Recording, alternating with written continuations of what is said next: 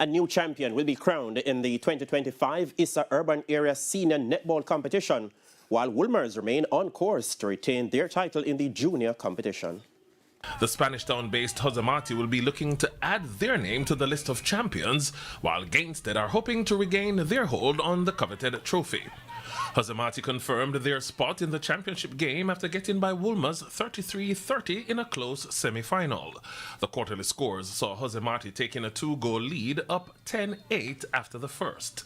They increased that lead to 7 at the halftime break, with a score at 23-16.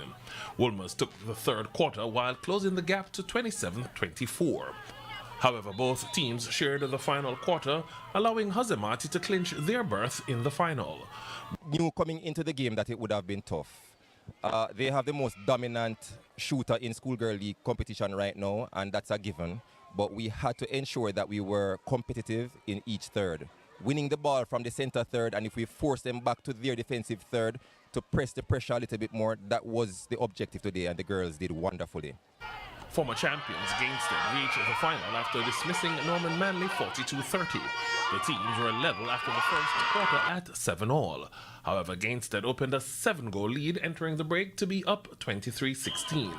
By the end of the third quarter, it was 30-24 as they cruised to the 12-goal victory. Well, we expected to win this game. We came in with a plan to make sure that at the end of the game we were going to be going into the finals.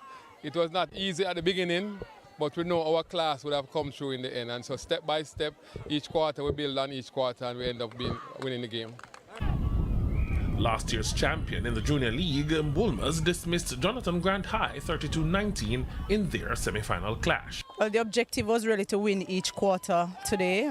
We knew that once we did that, we would have been comfortable with the victory. And they, for the most part, played according to instructions, so I'm happy with the win.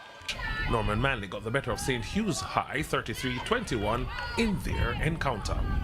To the team that we had last year, we know that we'd have only 2 people were leaving the team, so we know that we had a good team this year. And then we came into the under 14. Under 14 did very well, they run second behind MP. So we know we had a quality team coming into the under 16. This team that I'm playing is a good team, good players. But we also know that we have good players, and we know that if we keep the ball, and we know that if we continue to shoot, we could beat them. Garfield Jones reporting for TVJ Sports.